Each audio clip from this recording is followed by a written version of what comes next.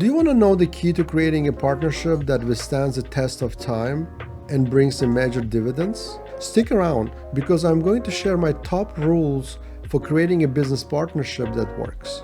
Let's not forget, 80% of the business partnership fail due to misunderstanding and conflicts.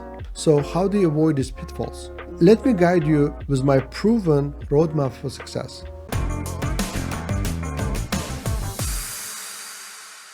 Take for the instance, one of the most successful partnerships of last year, Microsoft and AI. What started as a bold investment has now revolutionized the industry with AI. We can't imagine life without AI anymore. If you want your partnership to yield the same kind of result, you want to watch this video till the end. So how do you build a partnership that has the same potential for success? It all starts with understanding a few key principles. Number one, it's a clear expectations and agreements. Set the foundation by defining mutual goals, roles, and responsibilities. Everyone needs to be clear on what they are accountable for. I have experienced firsthand how misalignment expectation can ruin a deal. If you and your partner are on the same page, chaos is inevitable. So number two, open and honest communications. Regular communications builds trust and avoids misunderstanding. In the beginning, it's really essential to meet frequently, weekly if it's necessary. Once a partnership is established, then you can actually meet once a month or once a quarter. It can be enough.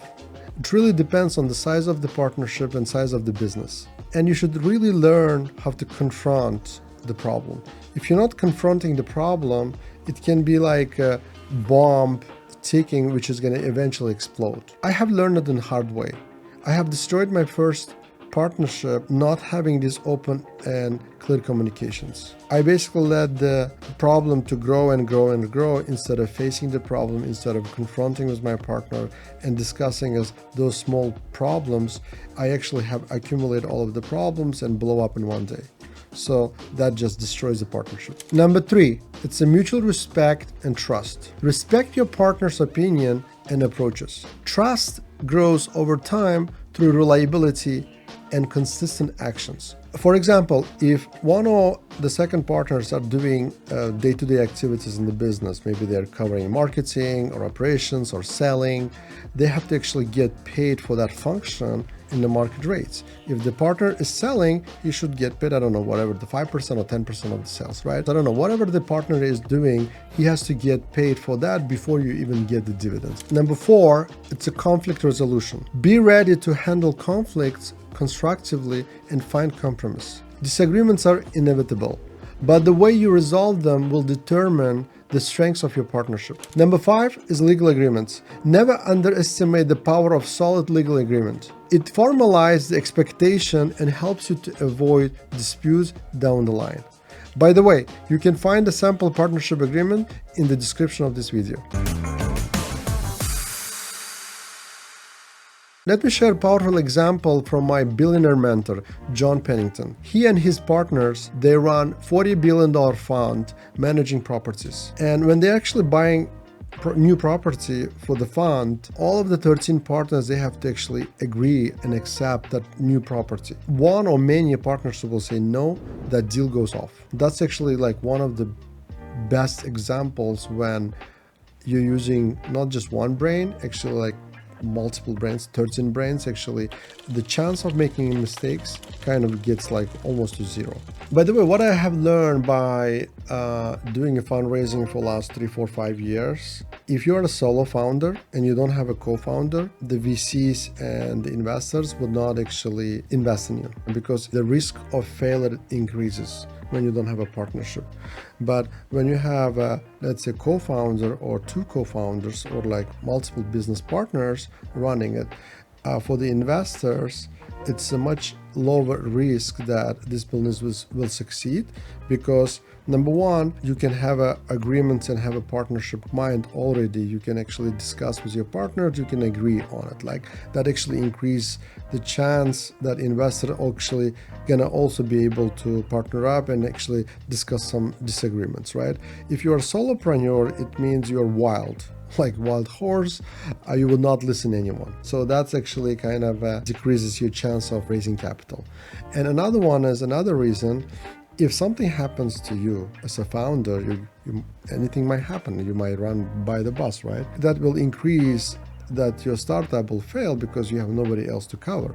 But you have a second founder or third founder, someone will take over the business. And the third is when you actually taking a vacation or day offs or something like that, like you can take a whole week off, whole months off, your partner will cover you. The business always gonna be under management, right? So you don't have to worry about that part. You can build a small company on your own up to 10, 20, 50 million. It's impossible to hold 100% of the company on your own and run the company yourself. You still need partners. Eventually it might be a private equity company will buy you out, or it might be if you go to IPO or stock market, then the shareholders are going to be the others, right?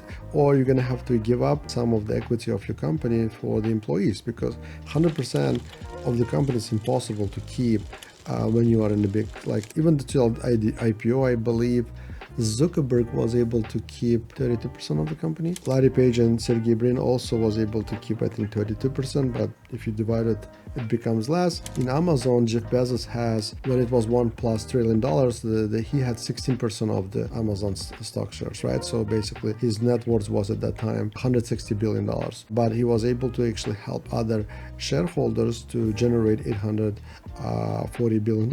And as Rockefeller says, it's better to have 1% of hundreds companies than having a 100% of one company. Another really good saying, there is an African proverb, is if you want to go fast, go alone. If you want to go far, go together, right? So you can build fast $1 million company alone. Like if you want to build a $1 billion company, then you have to do it together. You have to do it with partners.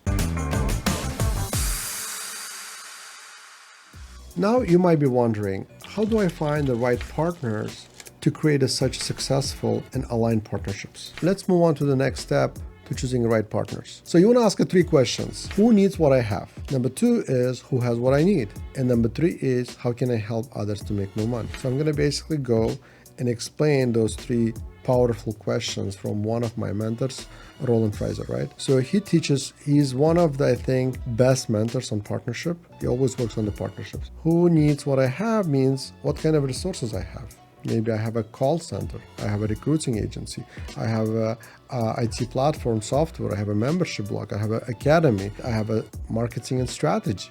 So who I can help with, right? And number 2 is, okay, what I need, like who can actually help me with maybe money, resources, or finding a best talent. Maybe there is a company, let's say on our example, we are in home services. We do appliance repair, HVAC, plumbing, electrical. Someone in Miami or New York, we don't have any footprints there. Maybe they need our services, they need our help there with ecosystem. So it doesn't have to be really money exchange. It can be barter of kind of resources, right? So when you actually ask those 3 questions, you can actually start looking for those partnerships. Of course, the third one is, how can I help others to make more money? That will create actually right away the partnership opportunities. And of course, it's going to be like versa, like how can they help you to make more money, right? So how can we help each other? I personally specialize on strategic marketing and operational efficiency. So I can help with, as I said, with a database or email marketing, SMS marketing, automation, outsourcing, optimize the cost. And what I'm looking for is who actually needs our ecosystem.